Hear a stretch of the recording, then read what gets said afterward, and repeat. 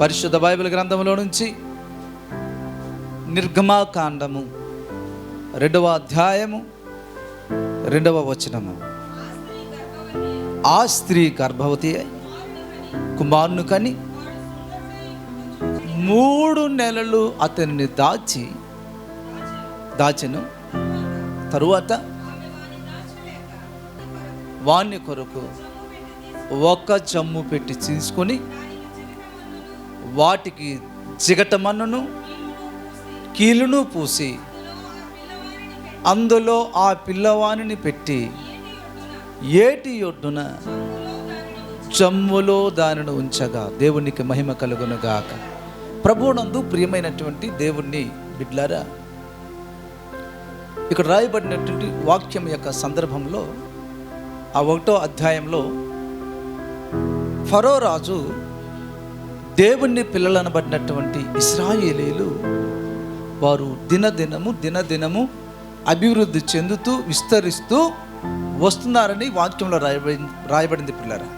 అయితే ఇలాగ వీరు విస్తరించటము, జనాంగం పెరగటం ద్వారా ఎవరైనా మనతో శత్రువులు వచ్చి యుద్ధం చేస్తే ఆ శత్రువులతో ఈ ఇశ్రాయేలు ప్రజలు మన మీద యుద్ధానికి వస్తారేమో అని అనుకొని ఒక కొత్త రకమైనటువంటి ఆజ్ఞను వారు జారీ చేశారు. పుట్టిన ప్రతి మగబిడ్డను ఇశ్రాయేలీలో నుండి వారు పుట్టగానే అక్కడికక్కడే చంపివేయాలన్నటువంటి ఆజ్ఞ ఫరో రాజు జారీ చేశాడు. అటువంటి దినాలలో ఒక సుందరుడు ఈ భూమి మీద పుట్టడం జరిగింది పిల్లరా. దేవునికి మహిమ కలుగునుగాక. హల్లెలూయా. దేవునికి స్తోత్రము కలుగునుగాక. కాబట్టి నా ప్రియ దేవుని బిడ్డలారా, పిల్లలు పుడితే చనిపోతున్నటువంటి వారు, అంటే చంపుతున్నటువంటి పరిస్థితులు అది. ఆడపిల్లలను బ్రతికినిస్తున్నారు, మగబిడ్డలను చంపాలన్నటువంటి ఒక ఆజ్ఞ జారీ అయితే ఆ పరాయ దేశంలో కఠోరమైనటువంటి బానిసత్వం కింద ఇశ్రాయేలు ప్రజలు తమ దినాలు గడుపుతున్నటువంటి రోజులు అవి. ఆ రోజుల్లో ఇక్కడ మనము చదువుకున్నటువంటి వాక్య భాగంలో ఒక సుందరుడు పుట్టాడు. దేవునికి మహిమ కలుగునుగా. ఎవరు కొరకు పుట్టాడో తెలిసేనా? ఎవరి చిత్తాన్ని నెరవేర్చడానికి పుట్టాడో తెలుసా? దైవ చిత్తాన్ని నెరవేర్చడానికి. ఈ కఠోరమైనటువంటి బానిసత్వంలో మూలుగుతూ దేవునికి మొరపెడుతున్నటువంటి ప్రజలను ఈ పుట్టినటువంటి బాలుని యొక్క నాయకత్వం క్రింద వారిని పాలు తేనెలు ప్రభవించినటువంటి దేశానికి, అందుకు దేవుడు ఆ వ్యక్తిని లేక ఆ బాలుని ఈ భూమి మీద పుట్టించడు పిల్లరా. మన ఎడ్ల కూడా ఒక్కొక్క చిత్తం, ఒక్కొక్క ప్రణాళిక కలిగి మన దేవుడు మనకి భూమి మీదకి అనుమతించాడు పిల్లరా. మన పట్ల ఉన్నటువంటి ఆయన ప్రణాళిక, ఆయన చిత్తము చాలా ఉన్నతమైనటువంటిది. చాలాసార్లు మనం అనుకుంటాం, మన చుట్టూనున్నటువంటి పరిస్థితులను బట్టి, మన చుట్టూనున్నటువంటి వ్యక్తులను బట్టి, మన కుటుంబ పరిస్థితులను బట్టి, మన విద్యా అర్హతలను బట్టి, మన ఆర్థికమైనటువంటి స్తోమతలను బట్టి, నేను ఫలానా వారి కడుపులో పుట్టి ఉంటే ఎంత బాగున్నాను, లేక ఫలానా దేశంలో ధనికమైనటువంటి దేశంలో పుట్టుంటే ఎంత బాగున్నాను అని మనుషులముగా మనము ఆలోచిస్తాం పిల్లరా. అయితే పిల్లరా, దేవుని చిత్తము, దేవుని ప్రణాళిక మన ఎడల ఉండేటప్పుడు మనం ఎక్కడ పుట్టినా అది దేవునికి మహిమనండి.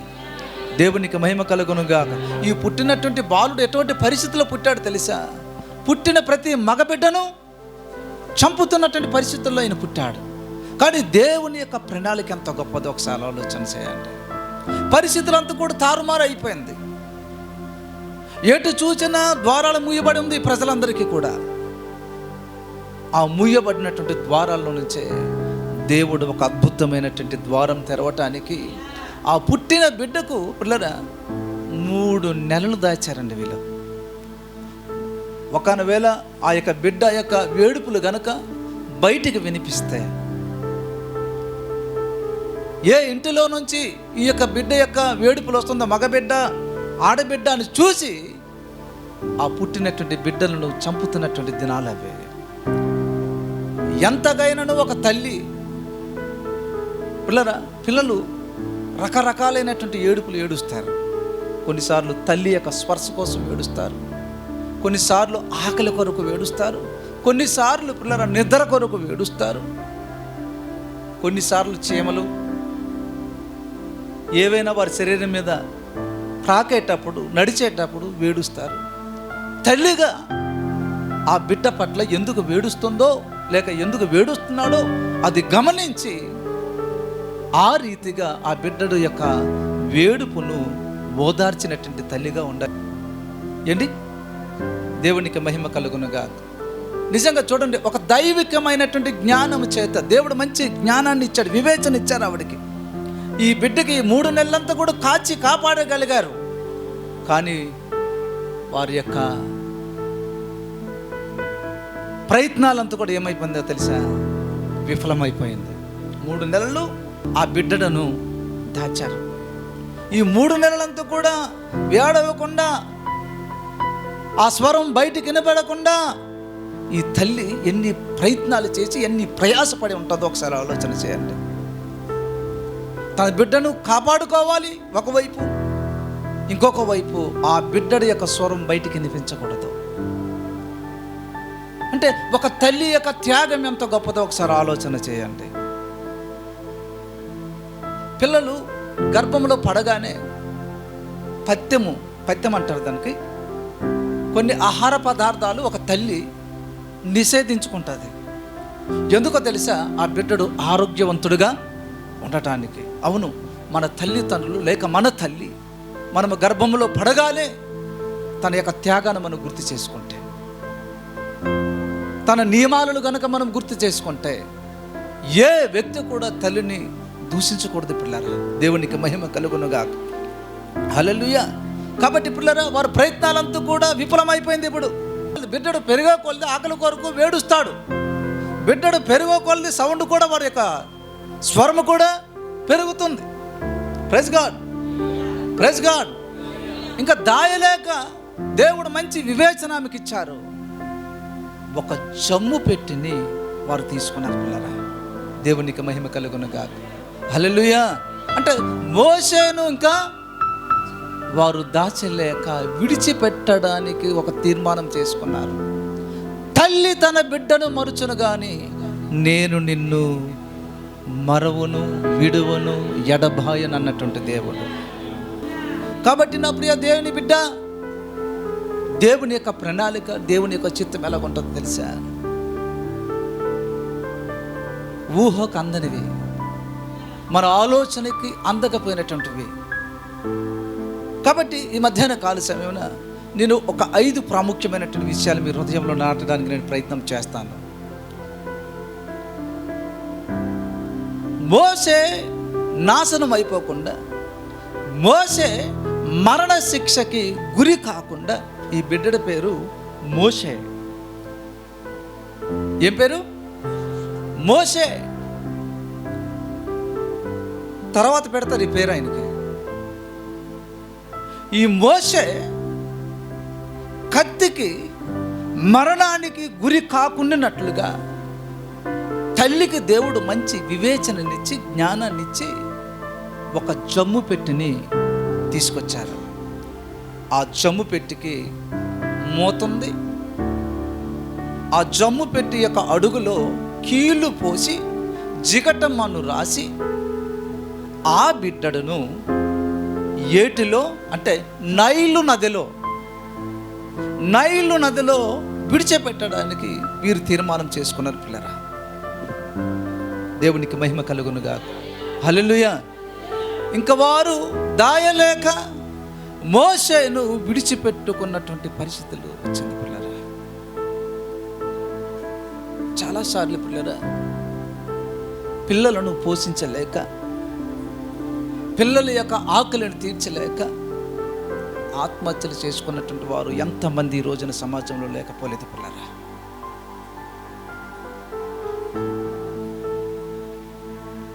ఎంతమంది తల్లుళ్ళు తమ బిడ్డల యొక్క పోషణ కొరకు, వారు చదువుల కొరకు తమ రక్తాన్ని కూడా అమ్ముకొని పని చేసినటువంటి తల్లులు లేకపోలేదు సమాజంలో. కాబట్టి యవనస్తులారా, ఒకవేళ పెళ్ళైన తర్వాత నీ తల్లికి పూర్తిగా నువ్వు విడిచిపెట్టి మర్చిపోయావేమో. ఈ రోజున ఇంకా భూమి మీద మన మనుగడ సాగుతుందంటే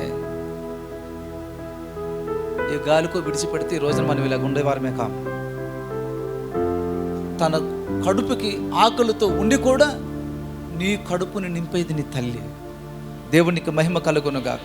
అటు తల్లికి నిన్న మొన్న వచ్చినటువంటి ఒక వ్యక్తిని బట్టి శాశ్వతంగా మర్చిపోవటము అది చాలా దుఃఖకరమైనటువంటి విషయం.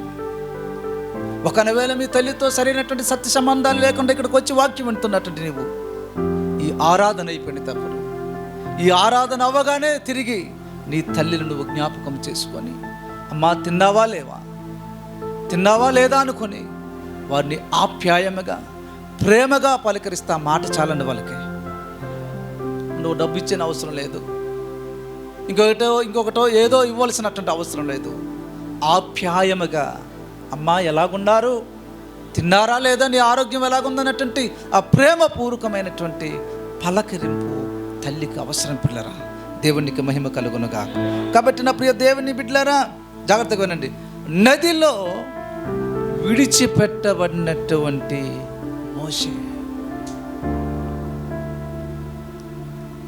విడిచిపెట్టబడ్డాడు, తల్లిదండ్రుల చేత విడిచిపెట్టబడ్డాడు. దేవుడు ఇంకొక ఆలోచన ఇచ్చారు ఆ తల్లికి. విడిచిపెడుతూ మోషేకు ఒక అక్క ఉన్నారు. ఆమె పేరు మిరియాము. మోషే కంటే ఇంకొకడు ఉన్నాడు పెద్ద, ఆయన పేరు అహరోను.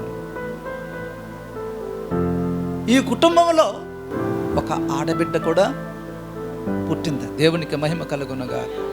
ఏ ఇంటిలో ఆడపిల్ల ఉంటుందో ఆ ఇంటికి వెలుగని మనం చదువుకున్నటువంటి దినాల్లో చూసాం. ప్రైజ్ గాడ్, హల్లెలూయా. ఏ ఇంటిలో ఆడపిల్ల ఉంటుందో ఆ ఇంట్లో వెలుగున్నట్టుగానండి.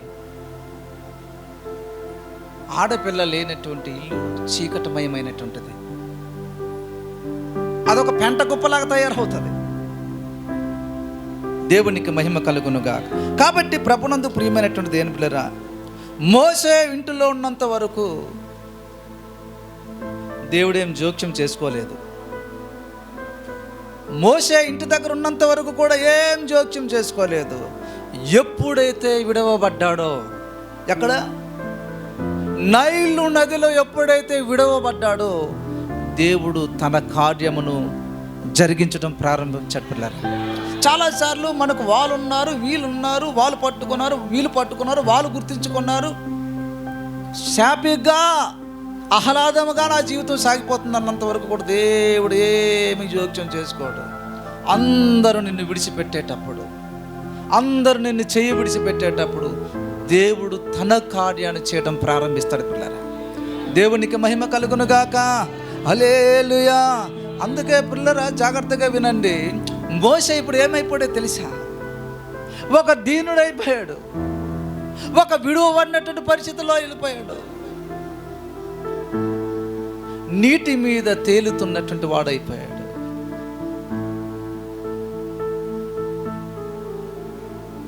ఈ యొక్క నైల్ నదిలో క్రూరమైనటువంటి ముసలి కూడా ఉంటుంది.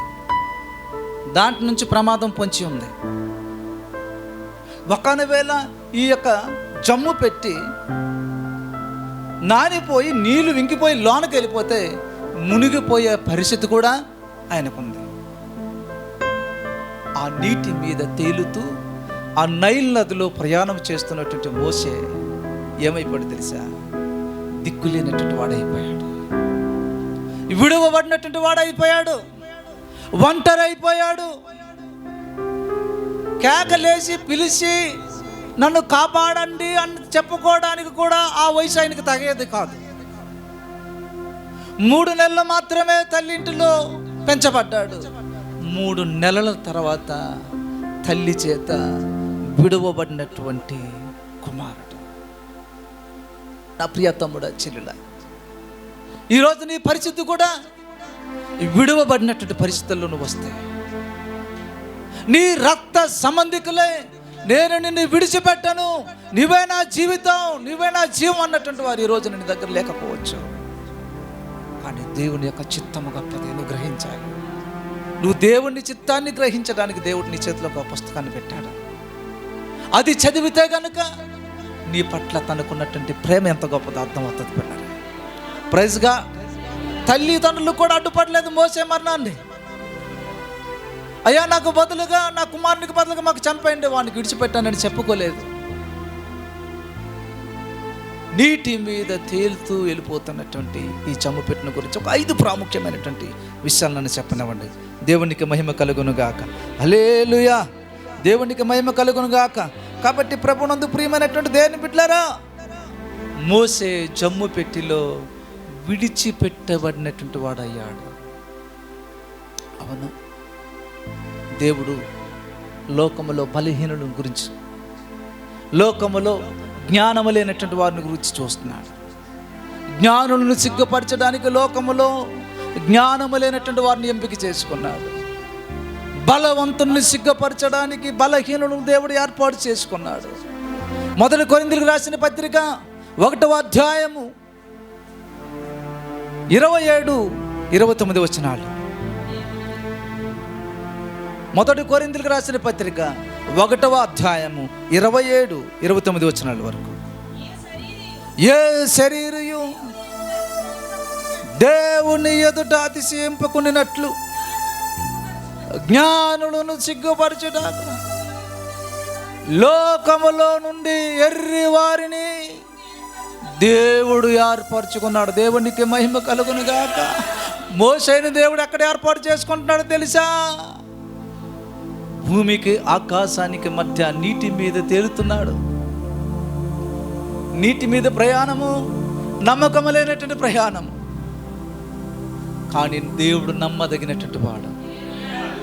నీటి మీద ప్రయాణము నమ్మకమైన ప్రయాణము, కానీ మన దేవుడు నమ్మకమైనటువంటి వాడు. చదవండి అమ్మా. బలవంతులైన వారిని సిగ్గుపరచడానికి లోకములో బలహీనులైన వారిని దేవుడు ఏర్పరచుకొని ఉన్నాడు. ఎన్నికైన వారిని వ్యర్థము చేయటానికి లోకములో నీచులైన వారిని మోసే ఏమయ్యాడు? ఇంకా కాయలేక, ఇంకా దాయలేక, ఇంకా పెంచలేక తల్లిదండ్రుల చేత విడువబడ్డాడు, తృణీకరించబడ్డాడు. కానీ వాక్యం ఈ రీతిగా మాట్లాడుతుంది, తృణీకరించబడినటువంటి వారిని, ఎన్నిక లేని వారిని దేవుడు ఏర్పరచుకున్నాడు. పిల్లల దేవునికి మహిమ కలుగునగాక. హల్లెలూయా, హల్లెలూయా. అవును, నువ్వు నివసిస్తున్న ప్రాంతంలో దిగజారిపోయినటువంటి స్థితిలో ఉన్నావా? వ్యాపారం పడిపోయిందా? ఉన్నతమైనటువంటి విద్యాభ్యాసం చేశావు, కానీ దానికి తగినటువంటి ఉద్యోగం లేకుండా బాధపడుతున్నావా? కానీ దేవుడు నిన్ను ఎంపిక చేసుకున్నాడు. నిన్ను బలమైనటువంటి సాధనముగా ఆయన రాజ్య వ్యాప్తి కొరకు వాడుకోవడానికి దేవుడు ఇష్టపడుతున్నాడు. హల్లెలూయా. నువ్వేమో ఈ ఉద్యోగము, ఆ పని, ఈ పని తిరుగుతున్నావు. నీ పట్ల దేవుని యొక్క ప్రణాళిక వేరే. నువ్వేం చేసినా అది సక్సెస్ అవ్వదు. మోసే పెద్దవాడు అయ్యాడు, తర్వాత ఎక్కడికి వెళ్ళిపోయాడు తెలుసా? మిథ్యానారాయణానికి వెళ్ళాడు. ఒక అమ్మాయికి లవ్ చేశాడు, ప్రేమలో పడ్డాడు, పిల్లలను కన్నాడు, సంపాదించుకుంటున్నాడు, కానీ తృప్తి లేదు. వాక్యం ఏంటి మాట్లాడుతుంది మోసే విషయంలో? తృణీకరించబడినటువంటి వారిని, ఎన్నిక లేని వారిని దేవుడు ఏర్పాటు చేసుకుని ఉంటే ఈయన ఏమి ఏర్పాటు చేసుకున్నాడు? ఏంటి ఏర్పాటు చేసుకున్నాడు? నీ సొంతంగా ఒక ప్రేమికు తయారు చేసుకున్నావు. దాంట్లో ఒక అందమైనటువంటి అమ్మాయి, దాంట్లో ఒక అందమైనటువంటి అబ్బాయి, నెలకు ఒక 15,000 30,000 జీతము, ఒక టీవీ, ఒక స్కూటీ, ఒక డబుల్ కాట్ మంచము, 2 బెడ్రూములు. అది నీ ప్రేమ. కానీ దేవుని ప్రేమ గొప్ప అద్భుతమైనటువంటిది. దేవుడు ఆ ప్రేమలో ఉంచాలని ఇష్టపడడం లేదు. తన ఉన్నతమైనటువంటి పరిచర్యలోనికి అనేకమైనటువంటి వారు నీ రక్షణ ద్వారా, నీ సాక్ష్యం ద్వారా అనేకులను నింపాలని ఆ రీతిగా డిజైనింగ్ చేశాడు ఆయన. మనం డిజైనింగ్ చేసినటువంటి ఫ్రేమ్ చాలా చిన్నది, ఎప్పుడైనా చదపట్టచ్చు, పగిలిపోవచ్చు. కానీ దేవుడు డిజైనింగ్ చేసినటువంటి ఫ్రేము ఎవరు కూడా బ్రతలగొట్టలేరు. నోహవకు ఒక నమూనా ఇచ్చాడు దేవుడు, ఒక ఫ్రేమ్ ఇచ్చాడు, ఒక వాడ డిజైనింగ్ ఇచ్చాడు. ఆ రీతిగా దాన్ని డిజైనింగ్ చేయి. తుఫాన్ వచ్చినా, వర్షం వచ్చినా, వరదలు వచ్చినా ఆ వాడ మునిగిపోదు. కారణం ఎవరో తెలుసా?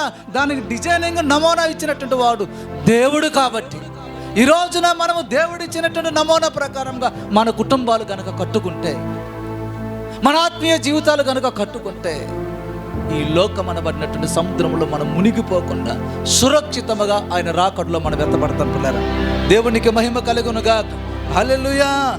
40 సంవత్సరాలు దేవుని ఏర్పాటును మర్చిపోయాడు మోసే. ఎన్ని సంవత్సరాలండి? 40 సంవత్సరాలు మర్చిపోయాడు. సంపాదనలో పడ్డాడు, పెళ్లి విషయంలో పడిపోయాడు, ప్రేమ విషయంలో పడిపోయాడు, పిల్లల విషయంలో పడిపోయాడు. అవసరం, పెళ్ళి అవసరం, మనకి పిల్లలు కూడా అవసరం, సంపాదన కూడా అవసరం. కొన్నిసార్లు ఇదేది కూడా పనికిరాదు నీ దగ్గర. కొన్ని సందర్భాల్లో వీటేది కూడా నీకు అర్థం కానటువంటి పరిస్థితులకు వెళ్ళిపోతాను. ఎందుకు తొందరపడ్డానన్నటువంటి బాధను అనుభవించవలసి వస్తుంది. కాబట్టి యవనస్తులు ఉన్నారు, చాలా జాగ్రత్త కలిగి ఉండాలి. జాగ్రత్త లేకపోతే చాలా అనర్థాలకి మన జీవితాలు వెళ్ళిపోయే పరిస్థితికి వచ్చేస్తుంది. మోసే ఎన్ని సంవత్సరాలు గొర్రెలు కాచుకుంటున్నాడు తెలిసి పెరిగి పెద్దవాడే. ఇదంతా గొప్ప పెద్ద స్టోరీ అండి. ఒక 6 సంవత్సరాలు ఈ వాక్యం నిర్గమాకాండం మీద నేను చెప్పాను. 6 సంవత్సరాలు చెప్పాను. 40 సంవత్సరాలు దేవుని యొక్క చిత్తాన్ని మర్చిపోయాడు. తన పట్ల దేవునికి ఉన్నటువంటి ప్రణాళికను మర్చిపోయాడు. ఆయన ఏ స్థితిలో నుంచి దేవుడు బయటికి తీసుకొచ్చాడో ఆ యొక్క విషయాన్ని మర్చిపోయాడు. హ్యాపీగా సాగిపోతున్నాడు. ఒక్క రోజున దేవుడు ఆయనకి కనిపించాడు పిల్లరా. ఆ మిథ్యానారణ్యములో మండుచున్నటువంటి పద దర్శనమును ఆయన చూశాడు. హల్లెలూయా. నా ప్రజలైనటువంటి ఇశ్రాయేలీయుల యొక్క మొర నేను విని ఉన్నాను. కాబట్టి ఈ రోజున నీ పిలుపు, నీ దర్శనం, నీ మంట, దేవుని కొరకు మన్నించబడినటువంటి మంట, ఇంతకుముందు రక్షించబడినట్టు రీతిగానే ఈ రోజున మీరు విశ్వాస జీవితంలో ఉంటున్నారా? ఇంతకుముందు తొలి దినాల్లో రక్షణ పొందేటప్పుడు ఎంత మంట కలిగి, ఎంత భారం కలిగి, ఎంత కన్నీరు ప్రార్థన చేసినటువంటి వారు ఈ రోజున ఆ కన్నీరు ప్రార్థన ఉందంటారా? ఆ మోకాల అనుభవం ఉందంటారా? కారణం ఏంటో తెలుసా? మన పిలుపు మనం మర్చిపోతున్నామంటే, మన దర్శనాన్ని మర్చిపోతున్నాం. మనం ఏమి లేనప్పుడు బాగానే కొనసాగుతున్నాం. అన్నీ దేవుడు సమృద్ధిగా ఇచ్చేటప్పుడు ఏమవుతుందో తెలుసా? ఆ వస్తు వాహనాలు బట్టి ఈ రోజున మందిరానికి రావడానికి చాలామందికి సమయం లేదండి. వారు గత స్థితి మర్చిపోయారు. దేవుడికి సమయం లేనటువంటి పరిస్థితుల్లోకి దిగజారిపోయినటువంటి వారు అయిపోయారు. ఈ రోజున దేవుని కంటే ఈ లోకంలో ఇంకొకటి మనకి ఏది లేదు పిల్లలు.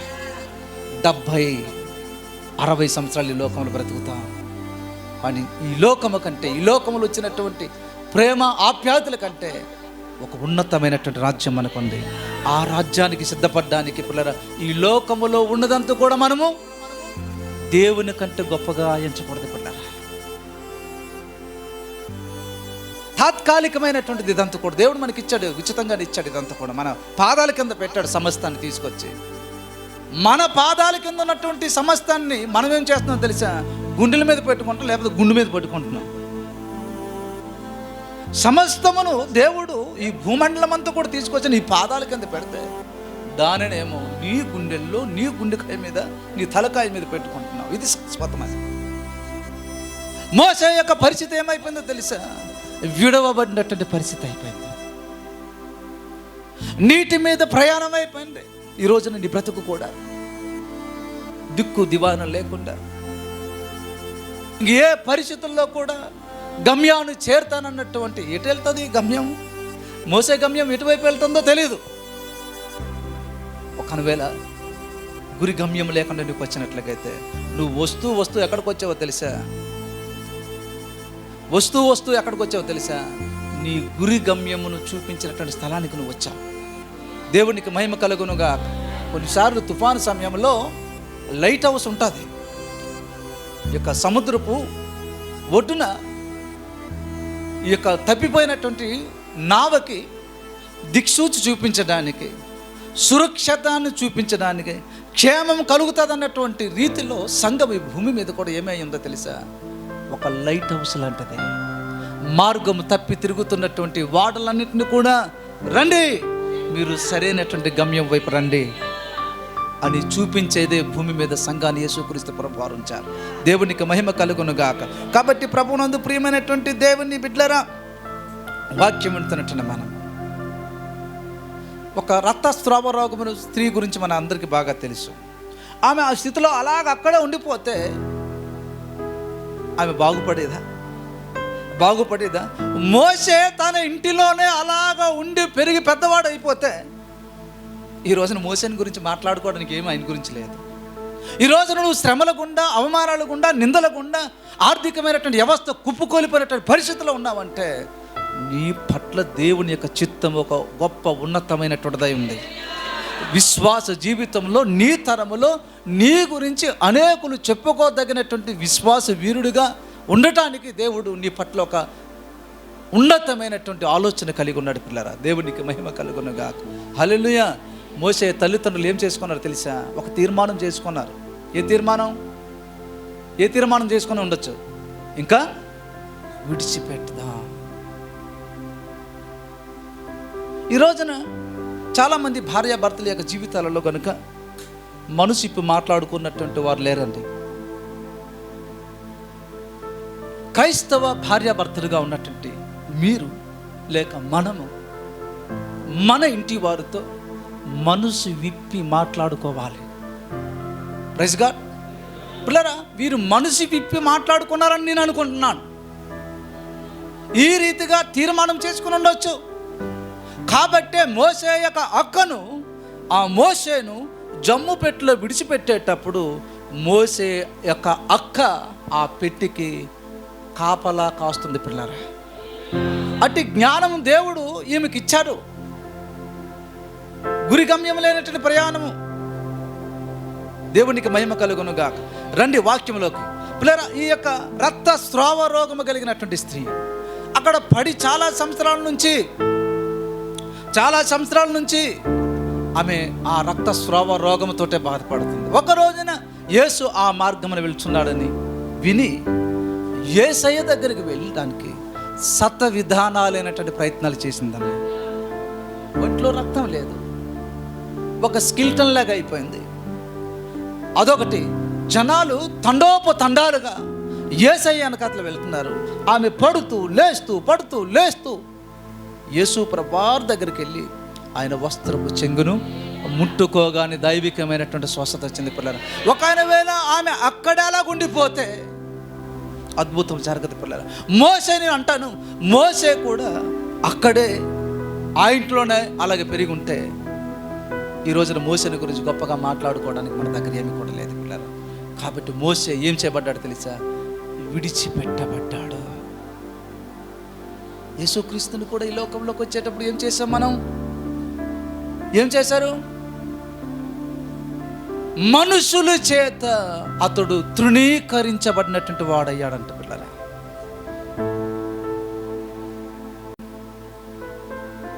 ఆయన ద్వారా ఎన్నో మేలులు పొందారు ప్రజలు. చనిపోయినటువంటి వారు బ్రతికారు, కుష్ఠరోగులు బాగుపడ్డారు, కళ్ళు లేనటువంటి వారు చూచారు, కాళ్ళు లేనటువంటి వారు నడిచారు. కానీ యేసుక్రీస్తు ప్రభువుని తీసుకొచ్చి పట్టుకున్నప్పుడు, ఆయనను కొడుతున్నప్పుడు ఆయనను ఎవరు కూడా లక్ష్య పెట్టలేదు. అందరూ ఆయన విడిచిపెట్టారు. కాబట్టి ప్రభువునందు ప్రియమైనటువంటి దేని బిడ్డ జాగ్రత్త వినండి. జమ్ము పెట్టెలో తన తల్లి మోసేకు పెట్టడంలో ఏముందో తెలుసా? ప్రేమ ఉందండి దాంట్లోనే. ఆ పెట్టెలో ఏముంది? ప్రేమతో కట్టినటువంటి పెట్టె. అది ఎలాగా? తన ప్రేమను ఒక పెట్టిగా తయారు చేసి ఆ పెట్టిలో మోషేను పెట్టాడు పిల్లలు. దేవునికి మహిమ కలుగునుగా. ఈ రోజున సంఘము కూడా ఒక జమ్ము పెట్టి లాంటిది. ఈ దేవుని యొక్క సంఘము కూడా ఒక జమ్ము పెట్టి లాంటిది.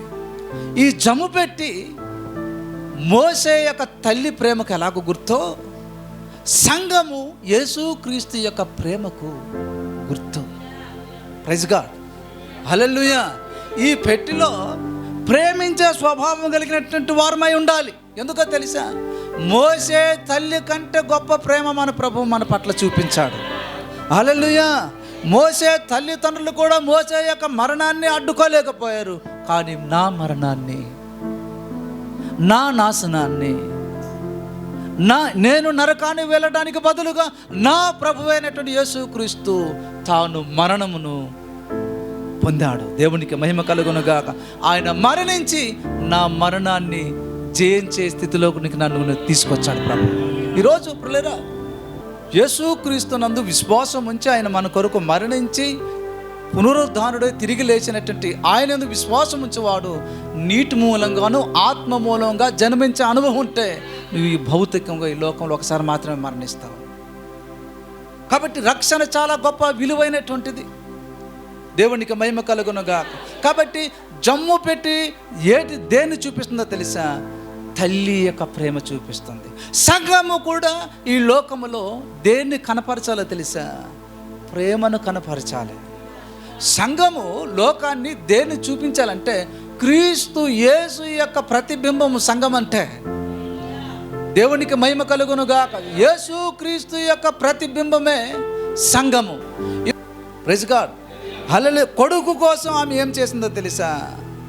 ఒక పెట్టి తయారు చేసింది. ఆ పెట్టి మోషేకి ఏం చేసిందంటే అది నా కొడుకుకి కాపుదల. ఈ రోజున సంఘము కూడా విశ్వాసనులు కాచేదిగా ఉండాలి. ప్రైజ్ గాడ్, హల్లెలూయా. దేవునికి మహిమ కలుగునుగాక. ఇది దేవుని ఏర్పాటు. ఎక్కడ ఉండడం చెప్పండి? ఏ పెట్టిలో? మోషే ఏ పెట్టిలో ప్రయాణం చేస్తున్నాడు తెలుసా? జమ్ము పెట్టి. యేసుక్రీస్తు తన స్వరక్తం ఇచ్చి మనల్ని సంపాదించిన తర్వాత ఎక్కడ పెట్టాడు తెలుసా? సంఘము అనబడినటువంటి జమ్ము పెట్టిలో మనల్ని పెట్టాడు. ఇది భూమి మీద దేవుని చిత్తము. ప్రైజ్ గాడ్, హల్లెలూయా. కాబట్టి ప్రభునందు పిల్లరా, జమ్ము పెట్టి బాలుడైనటువంటి మోషేకు ఏమైందో తెలుసా? ఏమైంది? అది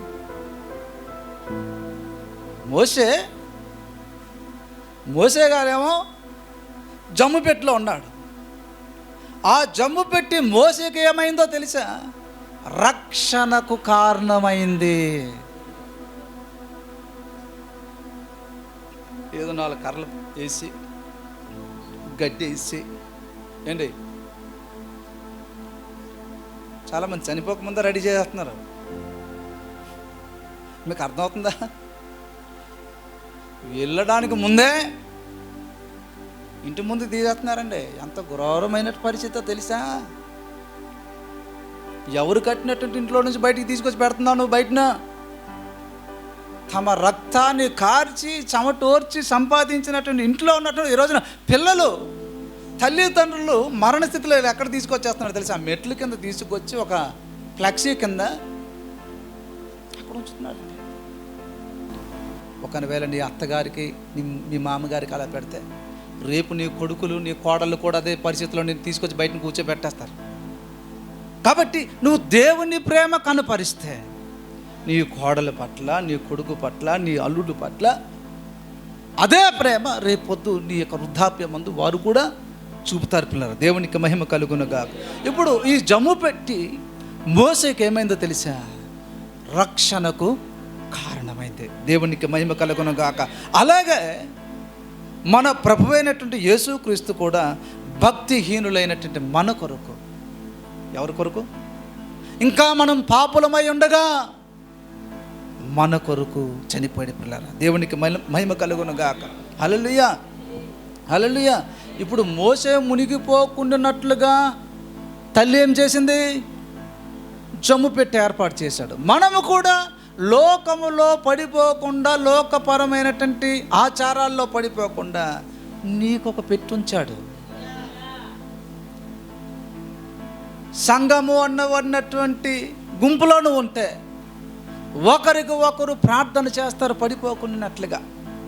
లేక పడిపోయినటువంటి వ్యక్తి కోసము వారు తిరిగి లాగి ఆ జమ్ము పెట్టిలో వారిని నడిపించే స్థితిలో ఉండాలి. దేవునికి మహిమ కలుగునుగా.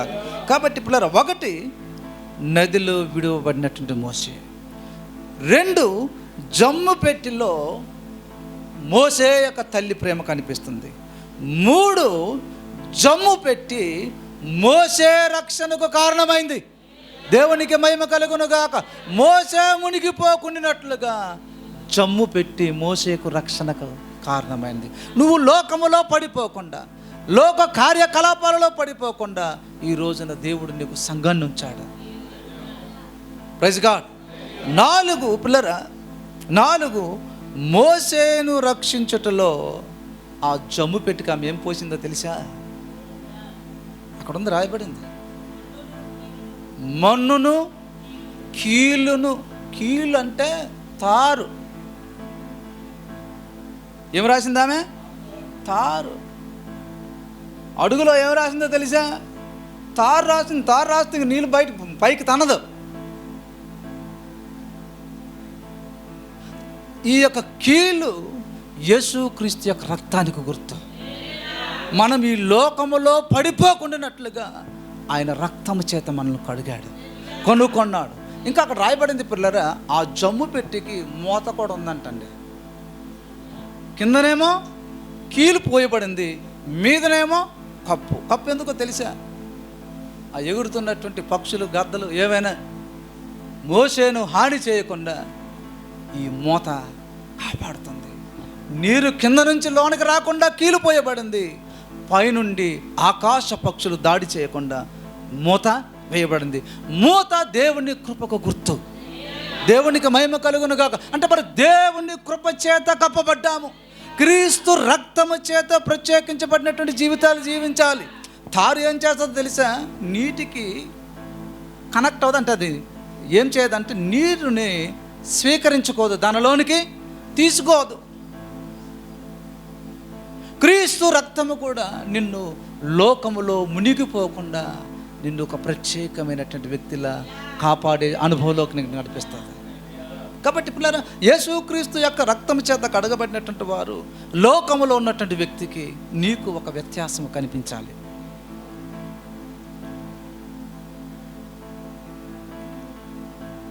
అక్కడ ఇంకొకటి ఉంది, చిగట మన్ను కూడా. అంటే మోషేకి ఏం గుర్తు రావాలో తెలుసా? బలహీనమైనటువంటి శరీరము. ఏదో ఒక రోజున నువ్వు ప్రపంచంలో మంచి బాక్సరు, మైక్ టైసన్, ఈ రోజున నడవలేని పరిస్థితుల్లోకి వెళ్ళిపోయాడు పిల్లరా. 1-2 వ్యక్తులు ఆయనకు నడిపిస్తేనే నడవగలిగినటువంటి స్థితిలోకి వెళ్ళిపోయాడు. బలవంతులు ఈ రోజున బలహీనులు. అంటే ఈ యొక్క జిగట మన్ను దేనికి గుర్తో తెలుసా? మనము బలహీనులమని, మనం మట్టిలో కలిసినటువంటి వారమని, తిరిగి ఆయన దగ్గరికి వెళ్ళవలసినటువంటి వారమై ఉన్నదని జ్ఞాపకం చేస్తుంది. దేవునికి మహిమ కలుగునగాక. అవును, మన మీద దేవుని యొక్క కృప చేత మనము కప్పబడ్డాము. క్రీస్తు రక్తము చేత మనము ఈ లోకములో నుంచి పైకి బెత్తబడినటువంటి స్థితిలో ఉన్నాము. దేవునికి మహిమ కలుగునుగాక. కాబట్టి పిల్లలు 5వ విషయం చెప్పి ముగిస్తాను. జమ్ము పెట్టిపై ఏమి వేయబడింది? మూత వేయబడింది. పరిశుద్ధాత్మ చేత మనం మూత వేయబడ్డాం, ముద్రించబడ్డాము. మనము క్రీస్తుకు ప్రధానము చేయబడ్డాము. మధ్యాకాశానికి మనము యేసుక్రీస్తు యొక్క 2వ రాకడలో వెత్తబడినటువంటి స్థితిలోనికి మనము బెగరవలసినటువంటి వారమై ఉన్నాం పిల్లరా. దేవునికి మహిమ కలుగునుగాక. ఎగురుతున్నామా? ఒక 2 పక్షుల గురించి ఒక చిన్న కథ చెప్పి నేను ముగిస్తాను. 2 పావురాలు ఒక అడవిలో చాలా కాలం నివాసం చేస్తుంది. దానికి కొన్ని పిల్లలు పెట్టింది ఆమె. ఈ పావురాలకి, ఈ భార్యాభర్తల పావురాలకి పిల్లలు ఉన్నారు. పిల్లలు ఉంటే ఆ అడవిలో కరువు వచ్చింది. కరువు వస్తే భార్య చెప్పింది భర్తతోటి, అయ్యా ఈ కరువుతోటే ఇదే అడవిలో మనం ఇలాగుంటే పిల్లలు చనిపోతారు, మనము చనిపోతాం. పక్క రాజ్యంలో, పక్క అడవిలో తినటానికి ఆహారం చాలా సమృద్ధిగా దొరుకుతుందని విన్నాను, వెళ్దామా అని చెప్పిందండి. ఈ భార్యాభర్తలు, ఈ పావురాలు పిల్లల కోసం ఆహారం తీసుకురావడానికి పక్క అడవికి ఎగురుకుంటూ వెళ్తే, ఎప్పుడు కూడా ఆ అడవికి, పక్క రాజ్యంలో ఉన్నటువంటి అడవికి ఒక వేటగాడు నూకలు జల్లి అక్కడ వలను వేసి అనేకమైనటువంటి పక్షులను పట్టుకోవడం వాడికి అలవాటు. అది ఒకరోజు ఈ ఇద్దరు ఎగురుకుంటూ ఆహారం పిల్లల కోసం తీసుకురావడానికి వెళ్తూ ఈ భార్య పావురం చూస్తుంది, ఆహారం ఉంది అక్కడ, వెళ్ళి తిందాము, మనం తినగా పిల్లలు కూడా తీసుకెళ్దామని భర్తకు సలహా ఇస్తాయి. భర్త అంటాడు, ఇంత భయంకరమైనటువంటి అడవిలో నూకలు ఎవరు కూడా జల్లరు, కాబట్టి అక్కడికి వెళ్తే ఏదో ప్రమాదం మనకి ఉంచి ఉన్నది, కాబట్టి వద్దు, అక్కడికి వెళ్ళకుండా ఇంకొక దగ్గరికి వెళ్దాం, ముందుకు వెళ్దాం అంటే, లేదు వెళ్దాం, ముందుకు వెళ్దాం అని భర్త అంటే, భార్య లేదు, ఇది ఏం పర్వాలేదు, ఇక్కడ ఎవరు కూడా లేరు. ఇదంతా కూడా ఆ ఏటగాడేమో చెట్టు చాటు నుంచి గమనిస్తూ ఉన్నాడు.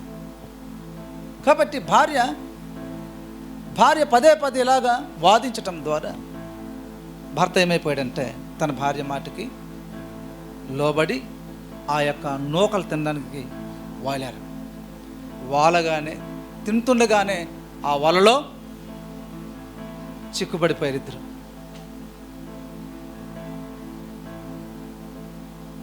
ఇప్పుడు ఏటగాడు దాన్ని బంధించి తీసుకెళ్ళడానికి వస్తున్నాడు. ఇంకా ఒకరితో ఒకరు పోట్లాడుకుంటున్నారు, నీ వల్ల జరిగింది, నువ్వేటి తీసుకొచ్చావు, నువ్వో దిగమన్నావు, ఇక్కడ తిందాం అన్నావు.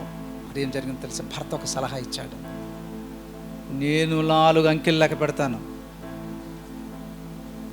4 అనగానే నువ్వు ఎగరటం స్టార్ట్ చేయమన్నాడంట. ఈ రోజున భార్యాభర్తలుగా ఉన్నట్టు వేరు, కుటుంబస్తులుగా ఉన్నట్టు వేరు, ఏదో కారణమును బట్టి పడిపోయారు. ఎక్కడ పడిపోయారు? అప్పుల్లోనూ పడిపోయారు, ఇల్లు మార్చేశారో, అప్పు తీసుకొచ్చారో, లేక పెళ్లి చేశారో, ఏదో మొత్తానికి దేంట్లో దిగారు? వలలో పడిపోయారు.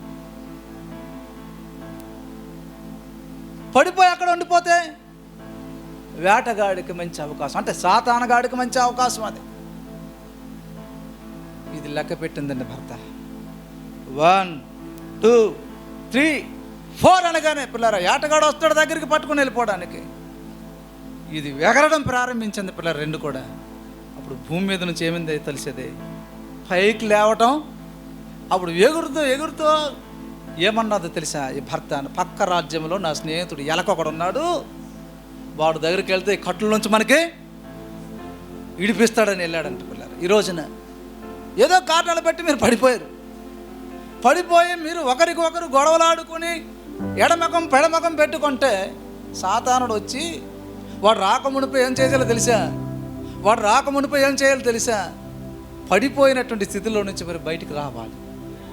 ఎలా కానబడినటువంటి ఒక సేవకుడి సలహాలు తీసుకోవాలి. మీకు అర్థమవుతుందా? సేవకుని భూమి మీద ఎలా ఉంచాడు తెలిసి, ఒక ఎలకలా ఉంచారు. నీ దగ్గర రకరకాలైన కట్టలతో వస్తారు, వారి కట్టలను ఏం చేయాలి? యేసుప్రభురా మీ గ్రామంలో, మీకు ఎదురుగా ఉన్నటువంటి గ్రామంలోకి వెళ్ళండి, ఆ గ్రామంలో ఒక గాడిద పిల్ల కట్టబడి ఉంటుంది, అది ఇప్పిసి తోలుకొని రమ్మన్నాడు. మన పనులంతా కూడా ఇప్పుడమే. ఏమో అర్థమవుతుంది. లాజరును బ్రతికించాడు. లాజరు బయటికి రామంటే ఆడ ఎలాగొచ్చాడో తెలిసా? రోబోలాగా వచ్చాడు, ఇలాగొచ్చాడు. అంటే ఏడు చేత పేత వస్త్రముల చేత కప్పబడ్డాడు, మొత్తం చుట్టిచారు ఆయనకి. అదేమో ఎవరికి ఇప్పమన్నాడు తెలుసా? చెప్పండి. మీరు వెళ్ళి బ్రతికించడం ఆయన పని అయితే, విప్పడము మనం ప్రార్థన చేసి ఇప్పడమే. దేవునికి మహిమ కలుగునగా. కాబట్టి లేవండి, మీరు పడిపోయినటువంటి స్థితిలో నుంచి గొడవలాడుకోవద్దు, చేయి కొట్టండి, లేద్దాం, మనం పడిపోయినటువంటి స్థితిలో నుంచి ఎగురుదాము, అనేకులకి ఎగిరిద్దాం. అటు కృపలో దేవుడు మనల్ని నడిపించును గాక. ఆమె తలలోంచని కళ్ళు మూసుకొని ప్రార్థన చేసుకుందాం.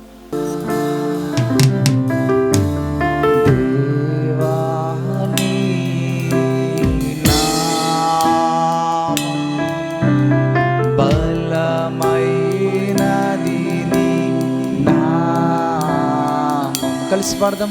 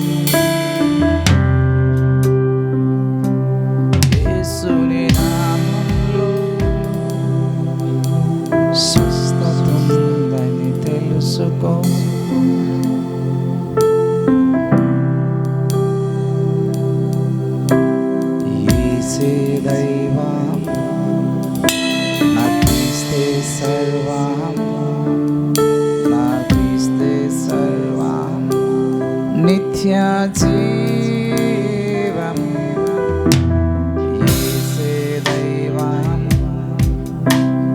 యేసే సర్వం, నా క్రీస్తే సత్యం. నిత్య మహిమాని ఘనతాని నిన్నే